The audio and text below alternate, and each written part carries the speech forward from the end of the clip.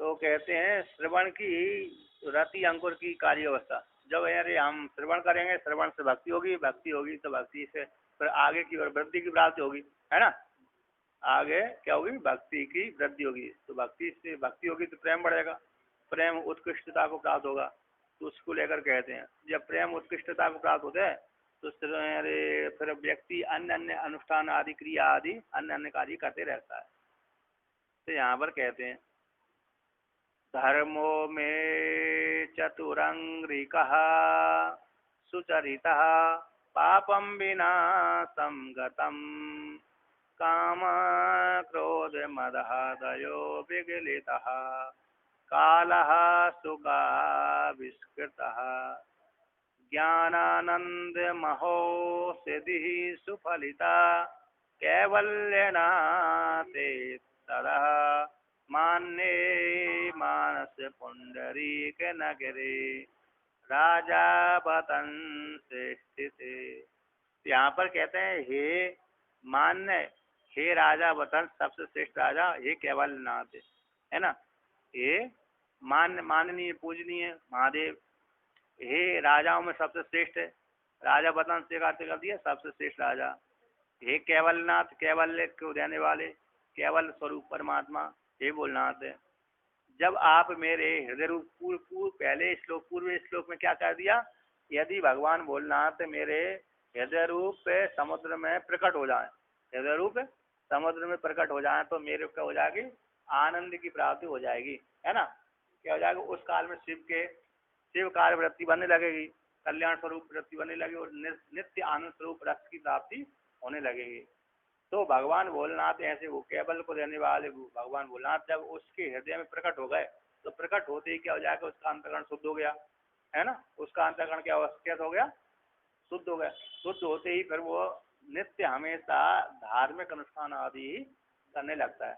तो यहाँ पर कहते हैं हे भोलेनाथ, आप मेरे हृदय में, आप मेरे हृदय में, कहते मेरे हृदय में, कौन से हृदय में, मानस पुंडरीक नगरे, मानस रूप जो मन है, मन रूप है, पुंडरीक यानी कमलों का जो नगर है, पुंडरीक यानी कमल, तो ऐसे कमल में आप मेरे हृदय, मेरे मन रूप है, हृदय रूप है, कमलों के नगर में जब आप मेरे विराजमान हो गए, स्थित हो गए सदा के लिए, सदा स्थिति। हे भोलेनाथ, जब मेरे मन रूप कमलों के नगर में सदा स्थित, सदा हमेशा विराजमान हो गए, तो विराजमान होते ही कैसे हो गए, हृदय में प्रकट हो गए, तो हृदय में प्रकट हो गए और मेरे मन रूप कमल, मन रूप कमल वाले नगर में, घर में प्रकट हो गए, हमेशा स्थित रहने लगे। हमेशा कैसे रहने लगे, स्थित रहने लगे, अतः मेरे घर में रहने लगे, मेरे राज्य में रहने लगे, मेरे नगर में निवास करने लगे। तो उस नगर में निवास करते ही क्या हो गया, धर्मो चतुर अंगिका सुचरिता, जो 4 पाद वाला धर्म है ना, सतयुग में धर्म 4 पाद वाला होता है, त्रेता में 3 पाद वाला हो जाता है, द्वापर में 2 पाद वाला होता है, कलयुग में 1 पाद वाला रहता है। तो 3 पाप है यहाँ पर कलयुग में, 3 पाप है कलयुग में वृद्धि को प्राप्त होते हैं, 1 पाद धर्म का रहता है, 3 पाप के रहते हैं। द्वापर युग में 2 पाप के पैर रहते हैं, 2 पैर धर्म के रहते हैं। त्रेता में 3 धर्म के पैर रहते हैं, 1 पाप का रहता है। और सतयुग में चारों धर्म पाद के, चारों पाद धर्म के ही रहते हैं, हमेशा धर्म ही धर्म होता है। थोड़ा बहुत पाप भी होता है लेकिन ना के बराबर। लोग आप युद्ध आदि तो करते हैं किंतु झूठ आदि नहीं कर रहे, रिश्वत आदि कम लेते हैं, अन्य अन्य यदि झूठ पाप भी कर लिया तुरंत उनको दंड मिलता है, पाप भी कर लिया तो अब दंड नहीं मिल पाता, प्रायश्चित नहीं हो पाता ना, इसलिए प्रायश्चित न होने के कारण, दंड न मिलने के कारण सीधा नरक लोक में जाकर के उनको दंड मिलता है। वहीं जाकर वो पहले यहाँ पर पृथ्वी लोक में दंड मिल जाता था, तो उन ऐसे जो पृथ्वी लोक में दंड मिलते ही उनको नरक लोक में दंड भोगने की जरूरत नहीं रहती थी। तो यहाँ पर कहते आप हमेशा मेरे नगर, मन रूप नगर में निवास करने के कारण मेरे घर में चारों पाद, धर्म के 4 पाद वाला सुचरित होने लगा, धर्म अनुष्ठान होने लगा, है ना। 4 चरण वाला जो धर्म है वे धर्म अच्छी प्रकार से सुचरित होने लगा, सर्वार्थ सार्थक सिद्ध हो गया, धर्म आचरण आदि करने लगे। तो आप 4 पैर वाला चरण वाला धर्म सुचरित होने लगा और पापम विनाशम करता। और पाप कैसे विनाश को प्राप्त हो गया, जो मेरे पाप थे वो सारे, जब जहाँ पर धर्म अनुष्ठान होने लगता है ना, वहाँ पर पाप नहीं रहता, जहाँ पर अधर्म होने लगता है वहाँ पर धर्म की स्थिति फिर नहीं रह पाती। तो पाप विनाश को प्राप्त हो गया। और कहते हैं काम क्रोध मद आदय हो विगलिता, काम है जब धर्म चालू हो गया तो काम है, क्रोध है, लोभ है, मोह आदि विगलिता नष्ट हो गए। कैसे हो गए? विगलिता नाश को प्राप्त हो गए, विगलिता समाप्त हो गए। और काला सुख है आविष्कृता, जो काल है भूतकाल भविष्यकाल वर्तमान काल, जो काल समय है, काल है समय, सुख को देने वाला हो गया, सुख को प्रकट करने वाला हो गया, आविष्कृत प्रकट करने वाला हो गया। और कहते जब सुख को प्रकट करने वाला हो गया तो ज्ञान ज्ञानंद महा औषधि सुपरिता। तो कहते हैं हे भोलनाथ, मैंने धर्म यहाँ पर जब मेरे नगर में आप निवास करने लगे तो मैंने धर्म रूप बीज को बो दिया, धर्म रूप है बीज को बो दिया। तो धर्म रूप बीज को जब बो दिया ना तो चारों पैर धर्म के जाम गए, चारों पैर धर्म के जब जम गए तो अच्छी प्रकार से सुचरित हो गए, जम गए। तो उससे पाप रूप विनाश से प्राप्त हो गया, काम क्रोध लोभ आदि समाप्त हो गए और काल भी सुख को देने वाला हो गया। और ज्ञानानंद रूप महाऔषधि सुपरिता, ज्ञान को ज्ञान ही आनंद है, अमृत रूप ज्ञान है, वह अमृत रूप ज्ञान ही आनंद है। ऐसी आनंद रूप जो औषधि है, औषधि में धान चावल आदि है ना, तो ज्ञानानंद रूप जो औषधि है, ज्ञानात्मा के आनंद रूपवान मूलवान जो खेती है औषधि है, वह सुफलिता फल वाली हो गई, सुंदर फल वाली हो गई, बड़ी अच्छी फल रही है। क्या हो रही है? सुंदर फल वाली हो गई। आप जब हमारे घर में निवास करने लगे तो चारों धर्म के पैर रूप बीज बो दिया, तो बोझ देने से तो पाप समाप्त हो गए, काम को लोभ आदि चले गए, काल भी सुख को देने वाला हो गया, ज्ञान रूप औषधि फलीभूत हो गई, ज्ञान रूप औषधि कैसी सुफल वाली हो गई, सुंदर फल वाली हो गई, अमृत रूप ज्ञान रूप रस की प्राप्ति और मोक्ष की प्राप्ति हो गई। जैसे इसके घर में है ना, किसके घर में? बाणासुर के घर में भगवान भोलेनाथ रहते थे ना, नगर में रहते थे। बाणासुर से प्रार्थना करी कि भोलेनाथ मेरी नगर में रहिए, निवास करिए, मेरी रक्षा करते रहिए। रावण भी तो ले जा रहा था भगवान भोलेनाथ को, किंतु रावण के घर में तो नहीं गए, शिवलिंग दे दिया था, जाओ शिवलिंग ले जाओ, तो बीच में शिवलिंग भगवान की इच्छा से भारत में रुक गया, लंका नहीं पहुंच पाया। किंतु रावण भी भगवान भोलेनाथ को अपने नगर में ले जा रहा, मेरे राज तक निवास करिए, किंतु शिव जी नहीं गए। बाणासुर के वहाँ पर राज में रहे थे, बाणासुर का जो नगर था, बाणासुर ने ज्यादा अत्याचार नहीं किए, शिव जी का भक्त था, रावण भी शिव जी का भक्त था,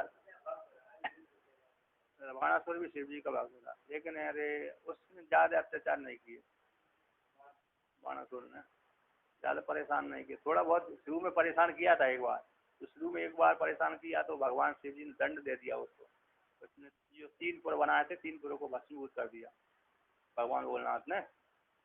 एक तो तारकासुर के पुत्रों ने 3 पुर बनाए, उनको त्रिपासुर कहते हैं, एक बाणासुर ने भी 3 पुर अपने स्वयं के विज्ञान से बनाए थे, तो उसको शिव जी ने नष्ट कर दिया था। इसलिए शिव जी ने एक बार उसको दंड दे दिया तो फिर अरे वो शरण में आ गया, तो फिर शिव जी उसका शरण में आ गया, शिव जी उसके नगर में रहते थे, सोनितपुर में उसका राजधानी थी। तो यहाँ पर कहते हैं देखिए, वो कैलाश मानसरोवर के पास चीन की बॉर्डर है, चाइना है ना, चाइना वाला क्षेत्र में जो हिमालय क्षेत्र में सोनितपुर है, तो वहाँ पर तो यहाँ पर जो एकादश भक्ति की भूमिका का वर्णन करते हैं।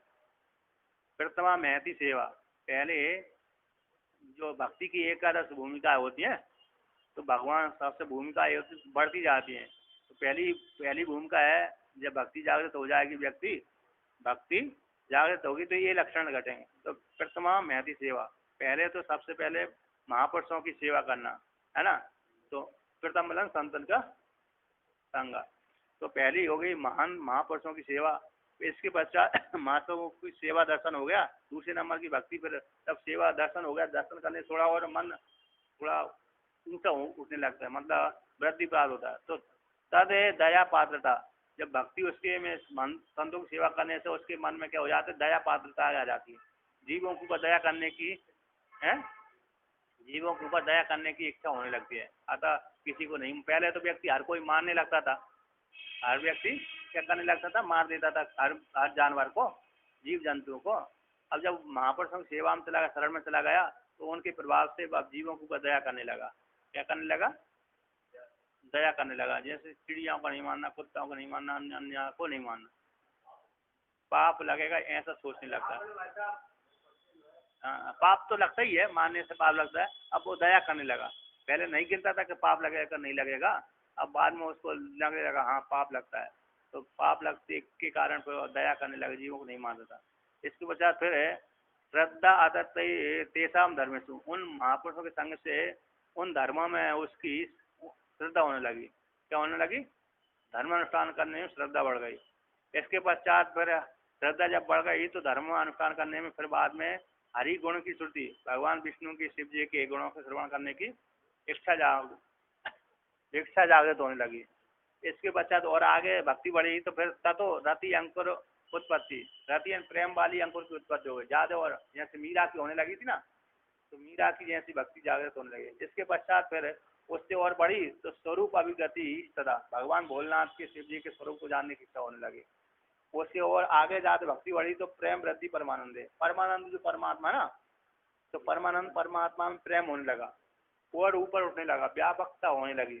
तो व्यापकता जब परमानंद में जागे तब आता है स्मरण, फिर उस जब ज्यादा चिंतन करने लगा तो उसके हृदय में स्मरण होने लगा, हृदय में ही क्या होने लगा, परमात्मा रूप आनंद के स्मरण होने लगा। इसके पश्चात फिर भगवत धर्म निष्ठा, तो भगवत धर्म की निष्ठा, भगवत धर्म भगवान के धर्मों में निष्ठा हो गया, निरंतर उसी का चिंतन करने लगा। निष्ठा है ना, तन मनस का तदालापा तद विशिष्टा तदात्मिका तद गुणान गायंती न आत्मगान तस्मरु, उसी में निष्ठ हो गया, उसी में क्या हो गया, केंद्रित हो गया, उसको छोड़कर अब दूसरे का भाव त्याग दिया।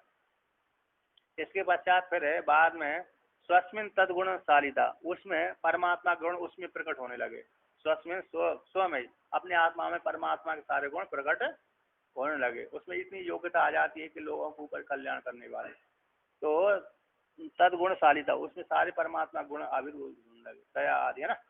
इसके पश्चात प्रेम आता परमा काष्ठा इति उदाहरण ज्ञान भक्ति भूमिका, इसके पश्चात उसका इतना अत्यंत पराकाष्ठा वाला प्रेम जागृत हो जाता है, तो फिर परमात्मा में परमात्मा में लीन हो जाता है।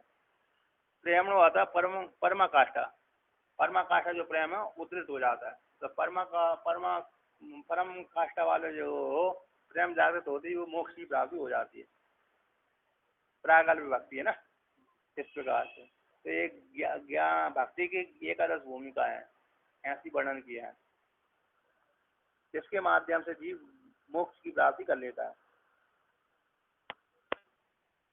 ये प्रथमम महताम सेवा तदया पात्रता तदा श्रद्धाता तेषां धर्मेषु ततो हरिगुणा श्रुति ततो रत्यंकुरोत्पत्ति स्वरूपादि गतिस्तथा प्रेम वृद्धि परानंदे तस्याचूर्णम तथा भगवद्धर्मनिष्ठातः स्वस्मिन् सद्गुणशालिता प्रेमणोत परमाकाष्ठा इत्युदितः भक्ति भूमिका। ये श्लोक है,